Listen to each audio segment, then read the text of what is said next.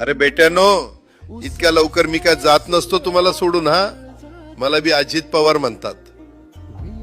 पण गऱ्यांनो, नियतीचा खेळ बघा. खरंच आज माझा हा प्रवास इथंच थांबतोय.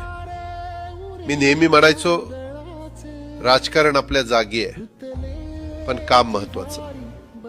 लोकांनी मला कामाचा माणूस म्हटलं, तीच माझ्या आयुष्याची सर्वात मोठी कमाई होती. आज निरोप घेताना मन खूप जड आहे, पण एक समाधान आहे की शेवटच्या श्वासापर्यंत मी तुमच्यासाठीच धावत होतो. मी तुम्हाला शब्द दिला होता, जोपर्यंत माझे हातपाय चालतात तोपर्यंत तुमचं भलं करण्यासाठी मी झटत राहील. नियती बघा कशी असते. आज माझ्या हक्काच्या बारामतीच्या मातीत तुमच्या सेवेसाठी येत असतानाच माझे हातपाय कायमचे विसावले.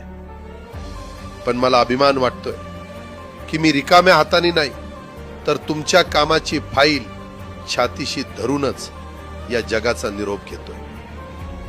शेवटच्या क्षणीही माझ्या डोळ्यासमोर फक्त तुमचा चेहरा होता. माझा स्वभाव थोडा रोखठोक होता.